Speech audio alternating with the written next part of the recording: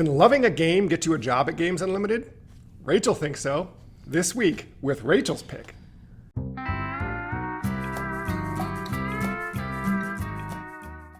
Hi, I'm Rachael from Games Unlimited, and what Kylie says is kind of true. I did actually get my job here largely due to my love of this, which is my favorite game, Unmatched. How did that happen?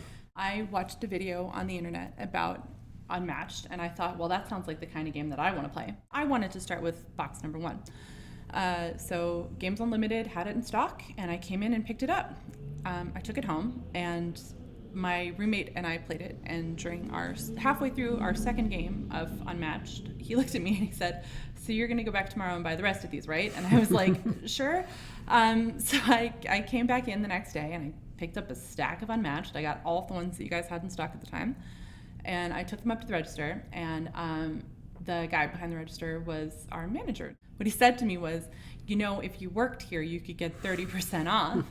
And I said, are you hiring? And he said, yes. And I left more confused than I think I have ever left a store in my life, and applied and got the job.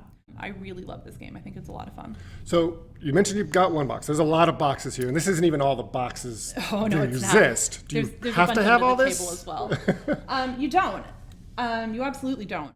You don't need to have every box. You really only need to have one box in order to play the game. It's totally modular. Any of the characters can be played on any of the maps. As a point of fact, actually, none of the characters that are currently set up here on this map, which is one of my favorites, come from this box. Okay, so tell me about some of your favorite characters. The raptors from Jurassic Park.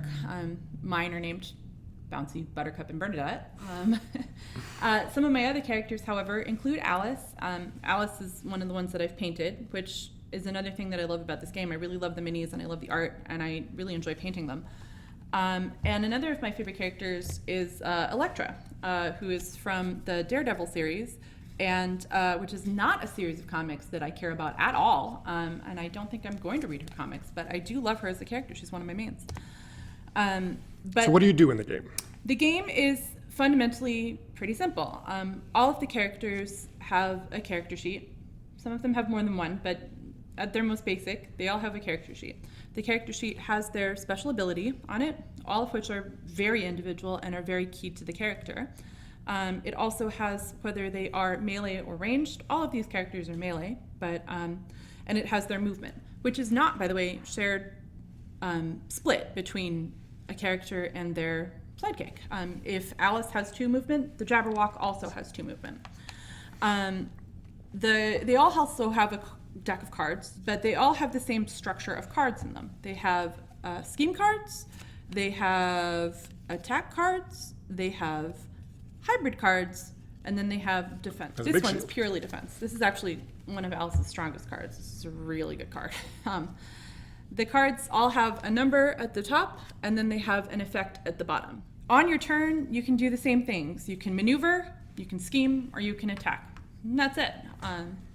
Off your turn, you can defend, but there aren't too many other things you can do in the game.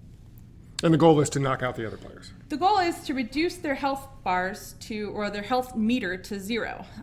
So they all have different levels of health. And Elektra's is weird because she starts with 7 health and then she dies, and you flip over her meter and she has 9 health, which is fun. Resurrection.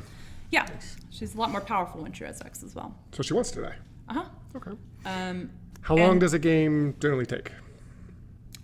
Typically, you can play a game in under 15 minutes if you've played the game before and you're only playing with 2 players. If you're playing with 4 players, it can go up to maybe 40, 45 minutes, but it's usually under an hour. Usually under an hour. Very cool, very cool. So what would you recommend if someone's like, okay, I'm going to get one. What would be the one to get? Obviously one that's currently in print. Yeah. There are lots of really great options. I would go with Battle of Legends Volume 1, or I would go with Cobble and Fog, which is the... that's the one with like Jack the Ripper? Jack the Ripper, Sherlock... Oh, no, not Jack the Ripper. Sherlock Holmes. Dr. Jekyll and Mr. Hyde, Dracula, and The Invisible Man. Cool. All of which are from sort of like Victorian literature. It has 2 maps, so does Battle of Legends Volume 1. But it has a map on one side that's Baskerville Manor, and it has secret passages like in Clue. Nice. Which is really fun. So. Cool. Well, Rachel, thank you so much for telling us about Unmatched. I know you've played, how many games do you think you've played of this? You don't want to A admit. lot? A lot? I don't know. If you are at all interested in Unmatched, you come to the store, especially if Rachel's here, she will talk your ear off about it. It's one of the reasons why I wanted to have her on for the pick of the week to talk about Unmatched, because I certainly could never be as excited about this game as Rachel is. No, you've only played a couple games. I really have. I gotta play some with you. I know. Occupational hazard. I get to play every game, but I only get to play it once. So that is Unmatched. Please come down, ask Rachel about Unmatched, take a look at it, maybe take a copy home and unbox some fun. I'm Kylie, I'm Rachel. and this is Games Unlimited.